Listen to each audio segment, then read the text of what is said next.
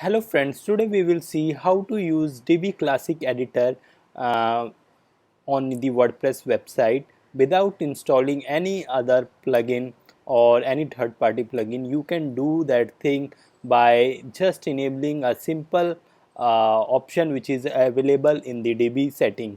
So before showing you that, let me show you how this DB new theme editor works with the Gutenberg. So let me just log in it and head over to any pages. Let me just create a new page.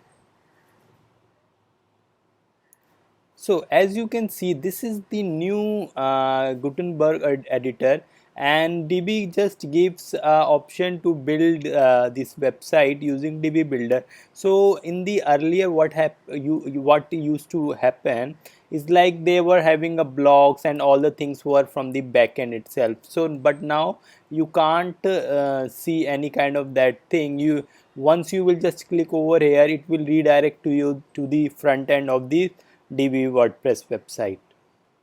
So in order to do that thing, let's just head over to backend. So this is the thing, like you can't do any much thing on the backend.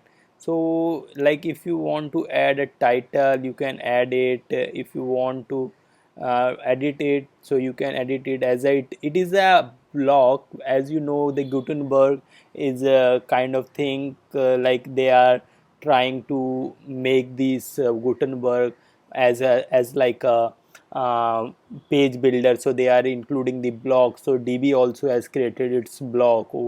So this is the thing. So in order to bring that classic editor of the DB back, what you need to do is, first of all, just exit from here, tap on this button, and now just move to the DB option, go to the theme option, and in the builder section just tap on the builder. And as you can see, there will be two option called, one will be a post type integration, another will be advanced. You have to just go to the advanced, and there are a few more options, but you have to just enable this enable classic editor. Once you just enable this, now see the magic, just to move to that page which we have created. So this is the page, and let's just edit it. So as you can see, now our old classic DB builder has back, as we used to get uh, uh, in the earlier time when the Gutenberg update was not available. So this is the thing, and now you can just add any module, any row, or any settings. You can do all the things. All the settings are available here, like settings, page settings, import, export, download, and all the things you can do. And it is kind of useful setting which you can try to enable it. So, and it would be easy for your client also when you hand over your website to the client.